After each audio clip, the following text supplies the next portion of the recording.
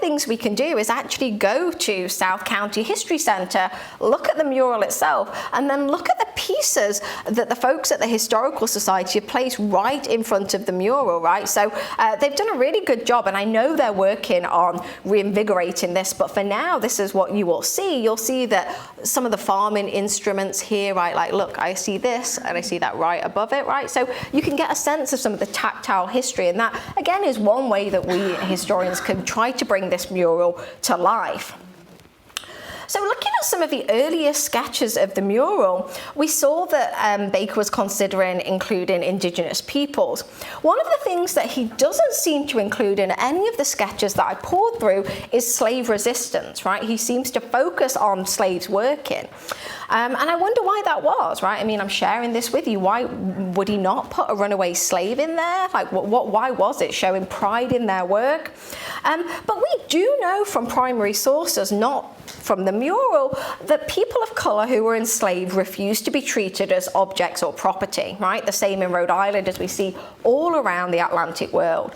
And I think it's really important that in addition to using the mural, we think carefully about slave resistance and about their lived experience here in South County, and how we can see that pretty much at every step along the way, slaves resisted the slavery that was forced upon them.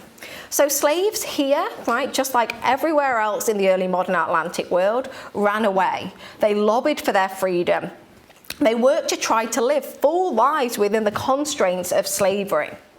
So I want to show you a few more of these runaway slave adverts. We know then that looking at a whole bunch of these, we see kind of some trends. Most of the slaves, as I say, in Rhode Island are either here in South County or in Newport and in Providence. So it's no surprise then that the runaway slaves, in terms of geography, are coming geographically from here and those two other places. We also see that, kind of looking at the breadth of the 18th century, most of the runaways were young men. Not all of them, but I would say most of the ones that we've combed through tend to be young men who run away. So I want to share a couple of specific examples that caught my eye going through the record. So we see here then run away from William Knowles of South Kingston. We're looking in 1760. A Negro man named Cuff. Again, as always, we have a description. But look at this, we see a lot of scars, right? Again, thinking about how and why someone might have this scar. He's got a scar on his upper lip. He speaks good English. He's got these clothes on here in kersey breeches. I know that later on in the series, you've got Joanne Pope Mellish coming to talk to you, and I'm sure she's going to talk, not what I'm going to talk about, but the later textile industry and the trade here in Negro cloth, right? So we see evidence of this kersey here. He's going to pretend to be a soldier, and again we see a $5 reward. Just a couple more examples to share with you. So we're in North Kingston for this example, 1763. Running away from John Fry of North Kingston, a Negro man, right? He's 21, so young man. Again, born in this country. He's a short, thick fellow, and again we see what he's got on when he describes. And they want him delivering back to his master. And what's interesting is the note at the bottom, right? So being alert, thinking about all the vessels that will be going in and out of Newport Harbour in 1763, all masters of vessels and others are forewarned, secreting or carrying off the said fellow, as they will answer at their peril. So they're really concerned that this person is going to try and run away, right? And get off the mainland and leave the colony. Just a couple more examples then. So this person ran away from Amos Gardner, right? So again, one of those big families that we see in the area of this town in North Kingston. A Negro man named Cambridge, again, so we've got a description of what he's wearing, what he looks like. And again, we're offering $5 reward to bring him back to the Gardner family. One more, actually, I lied to you. This is not a runaway, but it's relevant. And just so you know, they told me to talk for around 45, 50 minutes and then have questions. So I'm just letting you know we're not going to be here for 10 hours. If she's like, you're like, why does she keep showing these? Like, I've got this time, trust me. So I wanted to show this to you because, well, I think because of a couple of things. One, because it shows that slaves didn't just run away from South County. Some slaves ran to South County. And two, when I was re-looking at the mural yesterday in the jail, right, in South County History Society, like I saw a reference to the jail in Kings County, so I thought it was kind of neat to tie it in to the fact that the mural sits right now in the old jailhouse, right? You know, I know the jailhouse is later, it's 19th century, but I thought it connected. Anyway, so a Negro man was taken up and committed to His Majesty's jail in Kings County in this colony. He's run away then from Connecticut, and his owner wants him back, basically, and the jail keeper posts this there. So again, it's not just people running away from here, there are people coming here trying to make connections. And one of the things that I'm interested with my own research is basically how that border between South County and Connecticut in this period is so fluid, right? Like when I'm trying to trace horses, I can really struggle to make the case that they were bred either in Rhode Island or Connecticut. So it's a very fluid border at this point. Okay, all right then. So no more adverts for now, I promise you. Okay. So one of the things we can do then is try to give the enslaved workers names. And again, combing through the records, right, from newspaper accounts, but also from other written records, we can learn enslaved people's names and try to bring the mural to life that way. So McSparran mentions his own slaves by name multiple times in his account. He mentions Emblo, Hannibal, Harry, Jane, Morocco, Moll, Phillips, Stepney, and Stepney too. We know then that McSparran was interested in missionary efforts among enslaved workers here in South County from the 1720s onwards. So again, we don't see that religious piece in the mural, right? The mural focuses just on work. But we know it was going on at the same time. And I want to just share a quote then from McSparran that he wrote in 1741. He said that he, McSparran, spends 1 hour immediately preceding divine service in instructing these poor wretches, who for the most part are extremely ignorant, and whether from the novelty of the thing or, as he hopes, from a better motive, more than 50 slaves gave their attendance. And again, this is not something that I'm going to speak at length, but I think thinking about slave religion is a big piece that historians continue to work on, right? The fact that we see here in South County that McSparran is trying to convert them, right? Like, you know, thinking about the Anglican faith in the area here, and how that contrasts to what goes on in places such as in the American South and also in some of the sugar colonies. So I just want to flag that as something that's quite interesting about South County. So on McSparran's farm, then we know that the people he mentioned by name worked hoeing, walling, ditching, fencing, mowing, haying, and milking. McSparran records the work of his slaves at length. Let me give you an example. He describes what Harry does. So Harry hilling corn, my Negro digging potatoes, Harry split 120 steaks, Harry salted meat, Harry carted the hog, and then him and Emblo bought the corn and stalks from Boston Neck. So again, we can use these primary sources to try to flesh out some of the life that we see in the mural. So we know then that slaves here in South County, just like slaves elsewhere in the Atlantic world, face both physical punishment, right, thinking about those scars we saw on people's faces, but also the psychological threat of forced sale. So chronic runaways were often branded. We also know that slaves were constantly watched by most of their masters, and few of the farms were large enough to have separate slave areas. So again, if we're thinking about South County in contrast to other slave societies, perhaps in the American South, where slaves worked in gang and task force and had more independence, right, where they might go for a while without seeing their white owner or overseer. It's not the case here in South County, right? We don't see that. We see then, again, let's use McSparran's account. McSparran recorded how, and I'm quoting to you, I got up early this morning, and finding Hannibal had been out, I stripped him and gave him lashes until he begged. All right? As Harry, another slave, was untying him, my poor passionate dear, i.e. his wife, McSparren's wife, saying I'd not given him enough, gave him a lash or two, upon which he ran. A few days later, Hannibal was whipped again, after which he ran away. He was then returned by one of McSparren's parishioners, who pled with McSparren to be more lenient with his slave. So again, like we have to think about these stories when we see the slaves working in the mural, right? It's really integral to our understanding. And there's so much in the mural that doesn't make it, right? There's story, the Robinson story of the girl who kind of runs away, and it all is very dramatic. Like, that's in one of the sketches. We see this is in one of the early versions, right?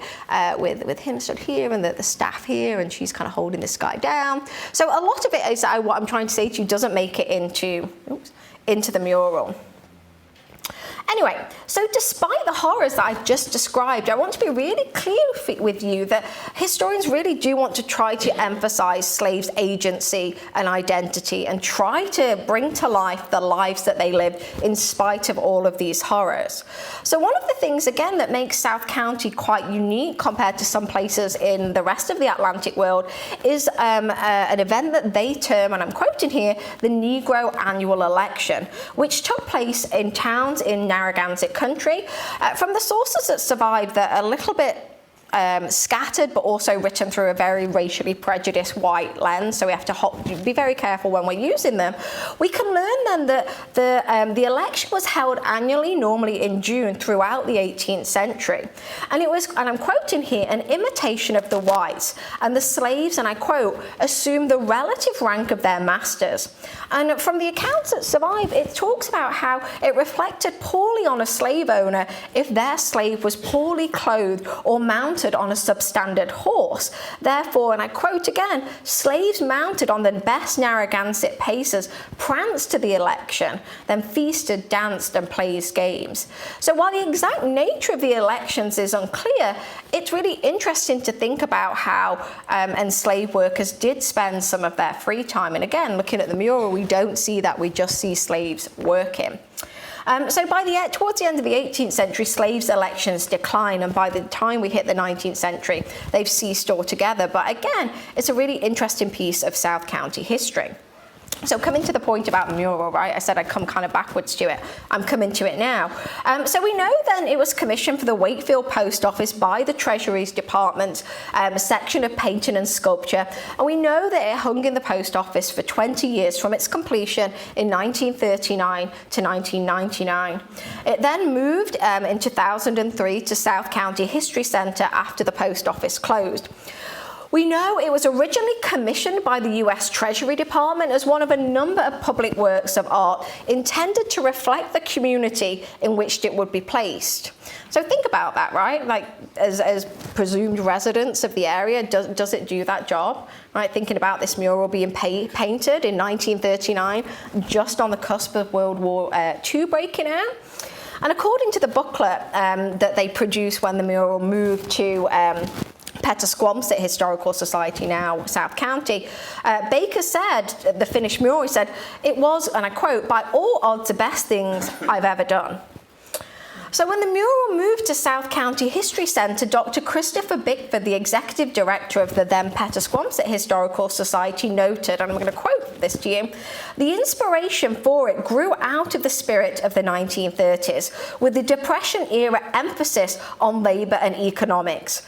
Bickford said in a press release, and I quote, in that sense, historically, it reflects both the 18th century and the period in which it was created.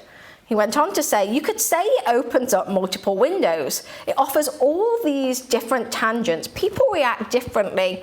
People react to different aspects of it. And I want to think, just as we close up tonight, a little bit more about how people do react to this mural. I'm not an art historian, right? Like, I'm a 17th, early 18th century social culture historian, so I can't reflect as an art historian. But I do wonder what Baker wanted to make us feel when we saw the enslaved workers. Should we know how they seem to be taking pride and care in their work? Should we see them then having agency, right? Or should we note that the planter is clearly dominating the slave here, right? There's some really interesting cases in the British West Indies, in Barbados and Jamaica, where slaves are never allowed on horses, and when the planters are riding, the slaves hold on to the horse's tail and run behind them. So the placement of slaves in this mural, I think, is interesting and is deliberate.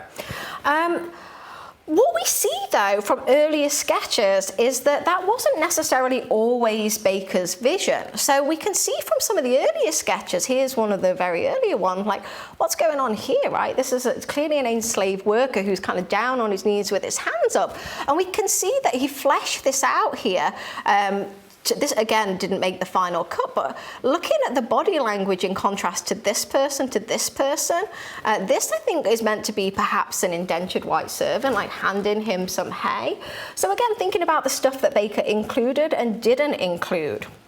I also think, I'm well aware that I'm a white woman trying to tell Black history, right? I think we all need to be really mindful of this, right? And it really, when I was preparing this talk, it brought me in mind of this controversy that happened just a few years ago in 2017. So I don't know if you're familiar with this, but this is Dana Schutt's painting of Emmett Till.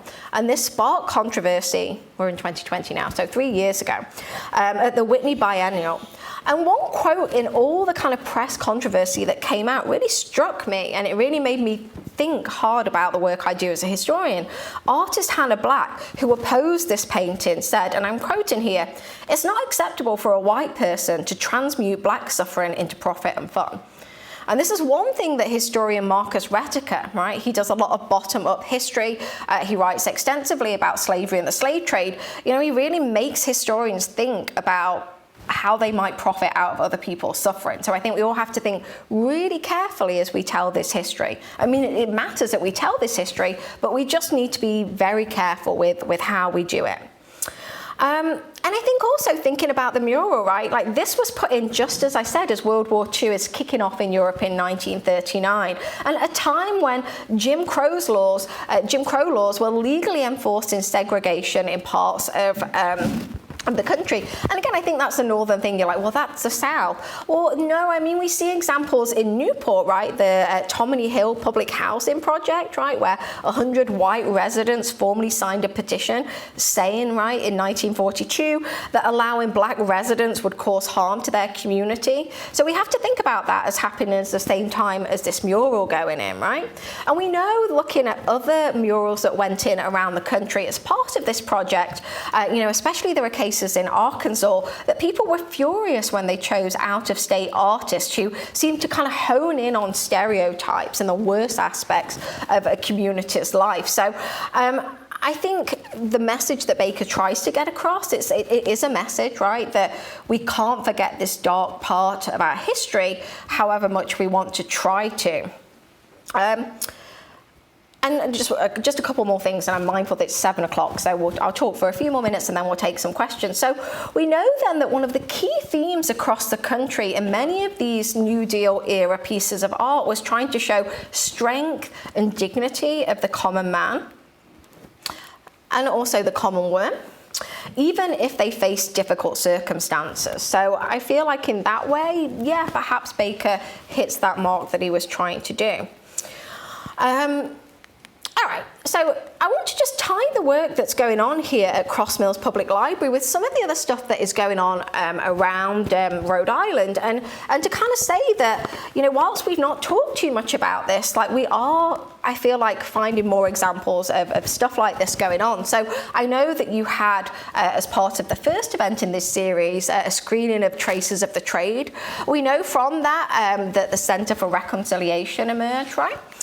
We know then that there are other things going on in Rhode Island right now that are really dedicated to try to centre the history of the slave trade and also slavery in the colony. So there's the Rhode Island Middle Passage Ceremonies and Port Marker Project. We know that Brown, had that big report a few years ago into its role in slavery and the slave trade. It obviously has the Center for Slavery and Justice, which is connected to the events that are going on here. And we know in 2014, right, Brown put their own marker to the slaves that helped build the college. And events like this, as they said in the opening remark, are really, really important. It's one thing for academics to get together and talk at a conference and be really mean to each other on the nitpicky things, right? Like that happens all the time. But it's really another thing for a community to want to try to get this out there and to think carefully about this. And I'm really impressed that you're doing this. And I want to say you're not alone in Rhode Island. I'm on the East Bay, right? So I work closely with the folks at Warren Historical and Preservation Society. They did a whole project a couple of years ago focusing on one enslaved worker, and they called the whole thing Finding February, uncovering the history of enslavement in Warren. We also know that in Little Compton, Marjorie O'Toole has done a whole project on enslavement in Little Compton and has published this short booklet. And we see that there are other kind of community organisations, right? I don't want to talk too much about them, but we know that there's the Stages of Freedom Project. We also know that we can walk around Rhode Island and see monuments and memorials to slavery, right? The example I've just put on here is God's Little Acre. And there are academic works out there that are actually really, really readable that I encourage everyone to have a look at if you're interested. One of the best books I've read in a long time that I've set in most of my classes is Wendy Warren's New England Bound, right? I think if you're going to read one book in the next year, like, you should read that. I set it in my intro class. Like, I really love that book, and it really centers New England's role in what's going on in South County, right? That we can't understand slavery in New England without considering how it connects to what's going on in other parts of the Atlantic world. It's a great book. This book is also super, right? Joanne is coming to talk to you in a couple of weeks. It's amazing. And again, I think this is a really different piece of the history that doesn't get told. I'm involved in a documentary that they're making about Slatersville and the first mill village in Rhode Island, and I'm good friends with Christian, the filmmaker, and he's interviewed me 3 times. He filmed me again for the 3rd time and hopefully the final time yesterday, and he's like, every time you see me you mention slavery. And I was like, yeah, that's because I think you want to tell great white man history, right? Like Samuel Slater, the person from Derbyshire, comes over and it's all great and wonderful and we found the Industrial Revolution. And I think Joanne's work does a really good job of looking at the kind of later stuff. So please do read that book, it's phenomenal. And then this is a book that I mentioned, Christy Clark Pajara's work. It came out just a few years ago, and then a 2nd edition, I think it came out hardback and then paperback, and it does a really good job of building on some of Joanne's work to really centre this business of slavery that she talks about. So I encourage you to check these out. Last book, I'm getting no profits from suggesting these books, by the way. Again, thinking about local connections, you saw the traces of the trade. There's been a couple of books that deal with this. This is Cynthia Mead Johnson's book, James DeWolf and the Rhode Island Slave Trade. And we were just talking, Anna and I, actually, about a book that just came out in the past few months that looks at Bristol's connection to Cuba through the lens of a particular planter who lived there for like a year or so. So there's stuff on the DeWolfs. And this isn't about Rhode Island and New England per se. It's Marcus Retiker, right, the historian I mentioned before, The Slave Ship, A Human History. And it just really brings the horrors of the slave trade to life. And it really does a lot of what I've been trying to do tonight, not just kind of give you statistics, right? I could say this person had this many slaves, but try to tell that human perspective of the slave trade. And it does connect to Rhode Island, because I'm giving you a spoiler alert, because one of the very last things in the book connects directly to Bristol and Rhode Island. So it does connect to that. And I think it really matters then the types of history that we tell. So it's just gone 7, I think, by my watch. So I'm more than happy to take any questions, comments, and hopefully have a really good dialogue with you.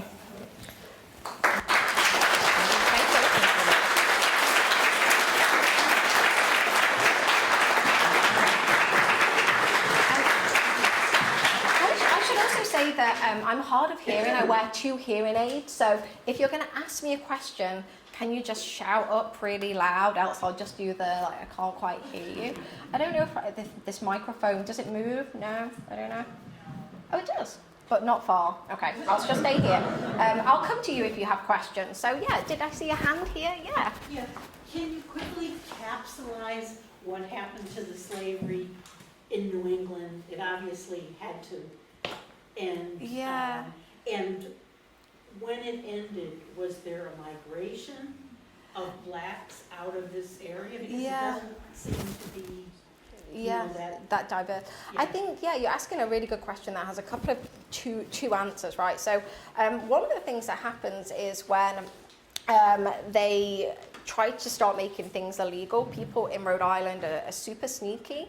And so one of the things we see is in Bristol, where they basically employ their, I think it's their brother-in-law in the custom house. And so they kind of keep illegally doing all of this importation. And then we see that they also, again, move their operations out of the US, right? They just go and carry on in Cuba and just keep going. So it might seem that it happens and it filters out, but they're just really smart with how they do it.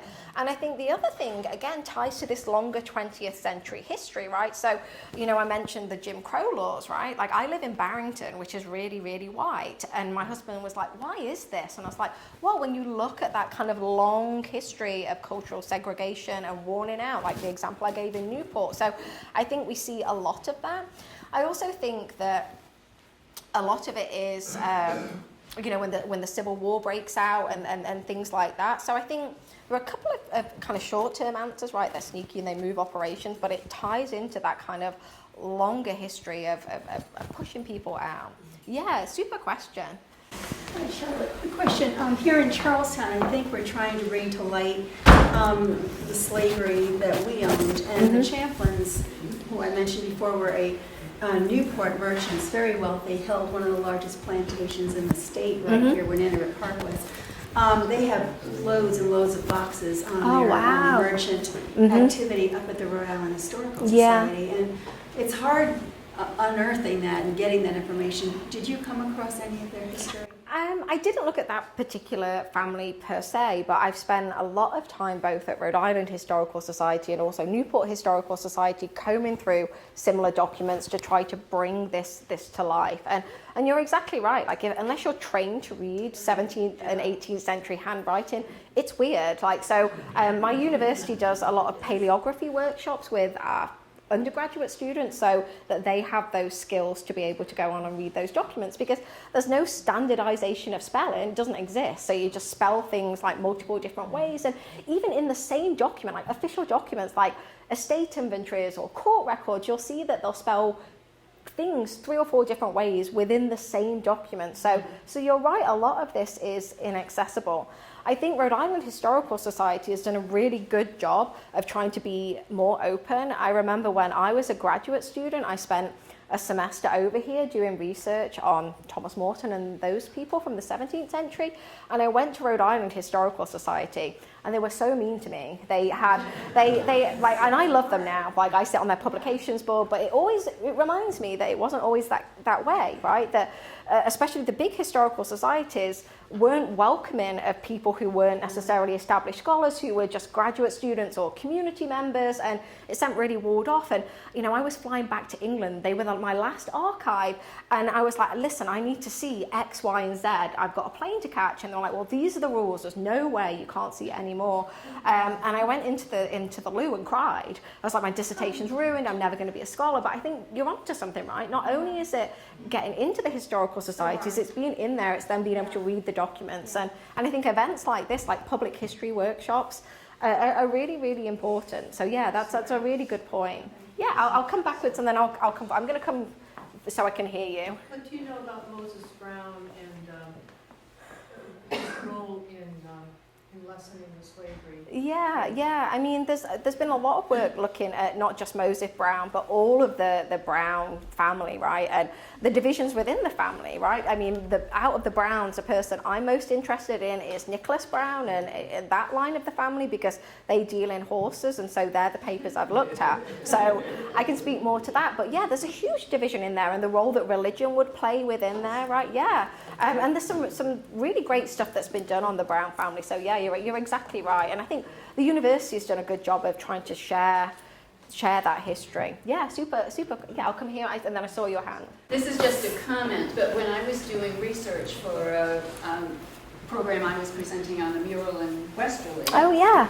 I did the research on this mural as well, and the Narragansett Times says that it received an excellent reception from the community because they felt it accurately presented their history, and this was in 1939. Westerly, on the other hand, rejected the mural that they had been assigned and said, why couldn't we have one like Wakefield has, because that reflects the history. So it received a very positive reception at the time, and very jealous reception on That's so interesting. I didn't know that about the Westerly jealousy, which is very interesting to me because when and I don't want to get involved in the but it's really interesting, like quite seriously, to think though about how the community might have received this, right? And part of it was that, you know, in the little pamphlet they published when it moved to Petaskwampsett Historical Society, it talks about how, you know, Baker tried to reach out to the community with some success and some absolute failure, right? So that's really curious to me that it was seen as such a success, because I can imagine there was pushback from multiple voices within the community. But that's so interesting. I didn't know that. I'll send you the... Yeah, that's very interesting. And I'll come here. Yes, thank you. A very informative lecture. The question I have is, you mentioned, I think, that Rhode Island was one of the leading trade centers here in New England. So that one of the... That leading trade, slave trade centers. Yeah. The question I have is, how did that happen as opposed to, say, Massachusetts, which was settled quite early Yeah, in the history of the country, and not Boston, New England, Connecticut, or Rhode Island? Is it because of the geographics, or I just... That's a super point. I mean, it's not to say that Boston and Salem too, actually, in Mass, and towns in Connecticut too, are involved in the trade, right? This Middle Passage and Port Marker project is looking to kind of mark all of the ports all along the coastline that have slaves directly imported in there. So there is a trade there. I think it's geography here in Rhode Island, particularly Newport, right? Like, I'm not a sailor, but speaking to sailors, like, you can just pop on a boat in Newport and then make your way down, you know, to the West Indies and onto like Suriname and South America much easier than if you were coming round and down from Salem or Boston. One of the things that happens is the British and the American Revolution, right? So one of the things that we see is that during the Revolution, some of this trade that I described tonight actually does move south to Connecticut, because the British occupy Rhode Island, they occupy Newport. So there's like a real issue with trade, and then it kind of, especially the horse traders, I say that's my area, it moves to Connecticut after the Revolution. Rhode Island kind of struggles to catch back up. So I think it's geography and also the location, right? If you're shipping horses and cheese and lumber and you're growing that here, it's really not that far to go to Newport versus take it up to Massachusetts. But it's all connected. Yeah, good point. Hey, how you doing? My name is Tall Oak. My traditional name is Tall Oak, the one I prefer because that's the one that I had a voice in. Wheaton is my slave name because my ancestor, Toby Wheaton, was an Indian slave mentioned in the will of John Wheaton when he died in 1710. And so my perspective is different. My reason for looking into slavery is different than a scholar who's just looking there for their own reasons. But my question to you is, how did you come to focus on slavery, and is that what brought you from England to New England? No is the honest answer, and I would love to talk more about your perspective. I think these are the voices that we do really need to hear, so I would love to talk more about that. And to think actually how Indigenous communities can work with the academic partners to kind of break down some of the barriers. But to answer your question directly, no. I mean, I did all of my academic training in the UK, and then I was at Cambridge for grad school, and then spent a semester here when I cried in Rhode Island Historical Society. But my initial interest was in looking at colonists in the 17th century who were the troublemakers, the white colonists, right, who got banished and kicked out and executed, and then came to Rhode Island, some of them, by the support. So it wasn't about that. I mean, I was curious, I guess, as a graduate student on how praying towns worked, right, how the authority and discipline in in places like Natick and stuff worked out, but no, it was more, I was interested in crime and dissent and punishment. And then it was when I moved to Rhode Island like 7 years ago, and I moved my horse over, right, that I flew my horse over, and I was like, that was dangerous and expensive, right? She came on a plane, and I was like, how did they do that in the 17th and 18th century? And it was kind of through that I got to learn more about how humans and animal property in the 17th and 18th century were often interchangeable. And so that's how my interest in slavery came about, in a really weird, indirect way. But I would love to talk to you more at the end if you have time. Oh, I'd like to myself. Yeah, thank you for the question. And I'm more than happy, as I just said, if people don't feel comfortable, I'm aware that the camera's rolling. If people want to just talk afterwards, informally, I'm more than happy to stay and take those questions.